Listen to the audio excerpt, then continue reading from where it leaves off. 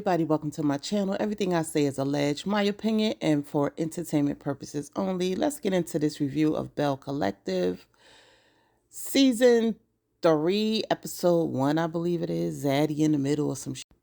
So we open up with Latrice and Zaddy. They've been married for 7 years. He got some children that moved back to the city, and the grandkids are there. She's enjoying the grandkids, but she's scared to get pregnant because she don't want to lose her shape and all these other different things, self-centered things, okay? And of course, Zaddy's like, I married you for love, but I want some kids, and it's a waste of time. Some crap like that, he said. Okay, but whatever. So we find out that she has one of her employees living with her because they had a water crisis in Jackson. They live on the outskirts, so they invited him to live there until, the water crisis is over. But the friend seems to be causing some tension between Zaddy and Latrice because he's seeing what's really going on. He doesn't like how Zaddy treats Latrice. Cliff, aka Zaddy, don't want the friend there no more. He's getting disrespectful, according to Cliff. And to be honest, he is under the man roof talking to him all crazy. So I kind of agree with Cliff. So we found out that Latrice and Zaddy are sleeping in separate rooms. Her marriage is not like she wants it to be. I don't know if I believe this storyline, but okay. Because the past 2 seasons, you've had the perfect marriage. What's going wrong? Is it because your friend moved in and he calling out stuff that he's seeing that you ain't show the world? Interesting. So the friend and her have a talk. She starts crying. Basically say that she's not happy in her marriage. And that's the end of that scene. That's all I got to say about that. And then we got Letitia Pearson with Letitia Pearson Enterprises, and her businesses is booming, as she says. She's traveling the world, starting her women empowerment tour.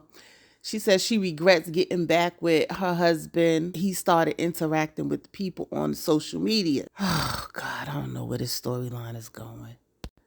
So she meets up with her husband at some bouncy place because the husband got the son there.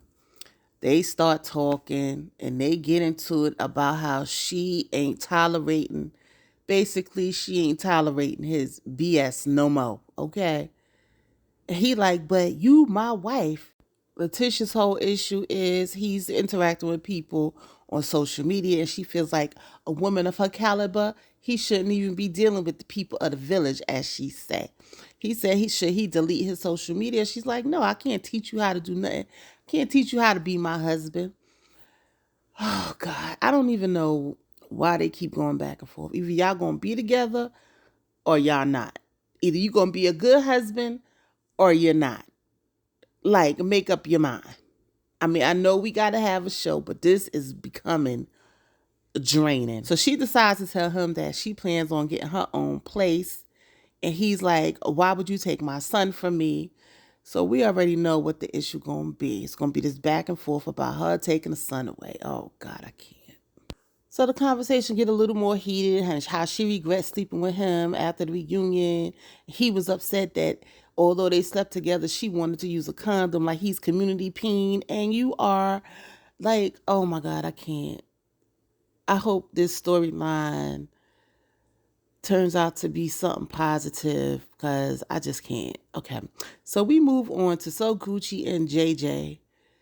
This whole scene was just stupid. But anyway, he's happy that they don't have no kids in the house. He want to have some quality time with his wife.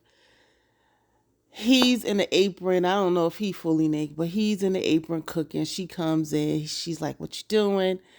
She go change into some, I don't know what the hell that was she changed into. And it's supposed to be some romantic conversation, only to find out that he wants his mother to move in. And she was like, I don't like your mother like that. But he already told the mother she could move in. And that was the end of this doggone scene. So Tamra and the man she was fighting for last season, because I can't think of his name right now, she already wants her own space, although she done moved in with the man, okay? She says she needs her own space. He's frustrated that they haven't slept with each other in 2 months, and he wants to know if something wrong with him. She said in her confessionals that she kind of bribed her, but she needs a ring to be more motivated. So if you was so strung out on getting this ring, I don't know if the word is strung out or whatever, so strong on having a ring, why move in with him? You should have made sure you got that ring before you moved in.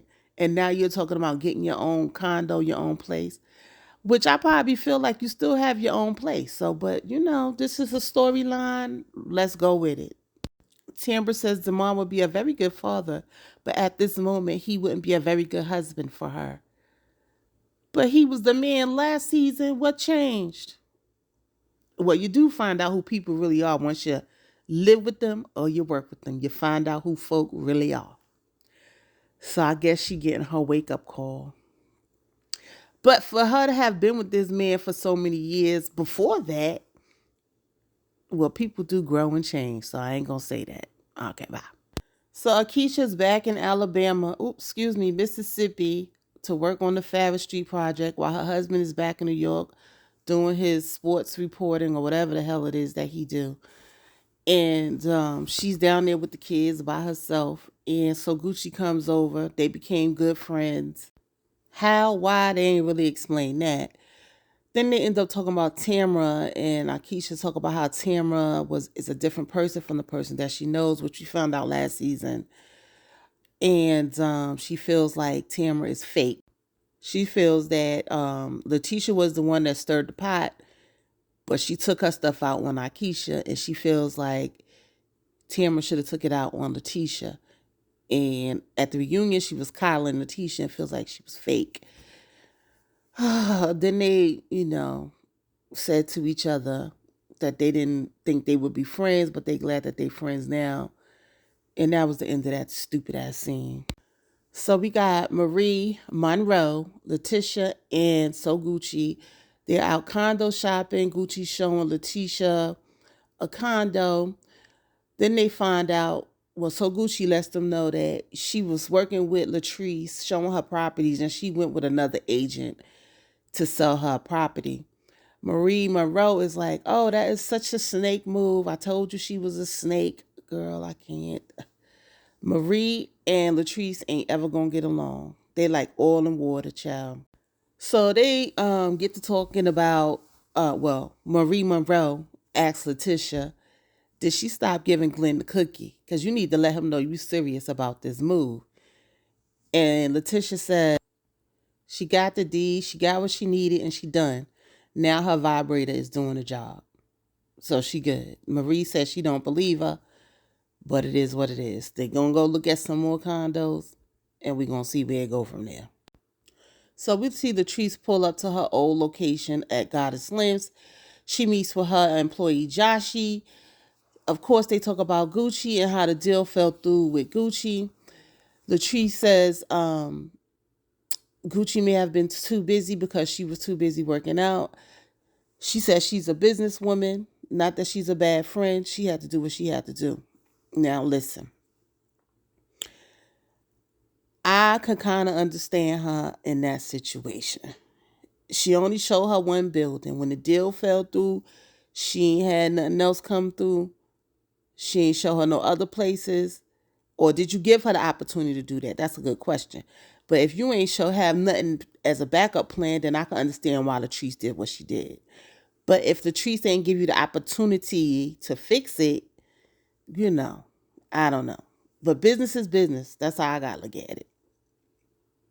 So Latrice and Josh go into, her moving into the new place, and Josh wants to know, where's he going to be? Is he going to have a suite or he going to be in retail? And he feels like that's not fair. He texts Latrice. Latrice don't text him back. And Latrice feels like, listen, I pay you. Pretty much you do what I say. That's how it's pretty much go. She feels like he don't respect her, the friendship, or her marriage. Then they get to talking about her marriage again. Child, I can't. Her friend Joshi, employee goes into his confession to talk about how her husband is not attractive, how he can't talk, how he's sloppy, how he's an old man. Maybe she's just attracted to his light skin and his eyes. He said that's played out. he says to Latrice, your husband's body is a mess. She was like, my husband's body is everything. And he says, I think y'all want me to move out because y'all don't want people to see what's going on behind those walls. Latrice ain't really have much to say, but sometimes this is what happens. You bring people in and a lot get exposed. You know what I'm saying?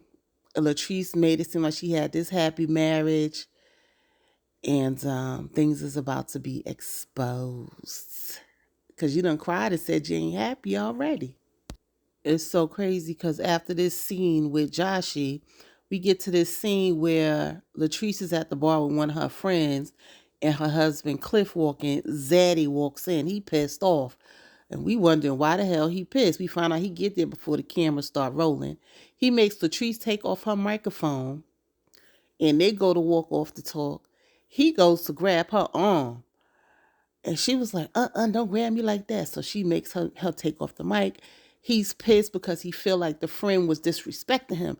So I don't know who got the word to him that the friend Josh, was talking about him, but he feel disrespected. He also felt like Latrice didn't tell him where she was going. And that was a no-no for him. He don't play those games. He said he don't play those games. I paused to read them subtitles because I wanted to see what he was saying. He called her a bitch. He also said that she was a snake.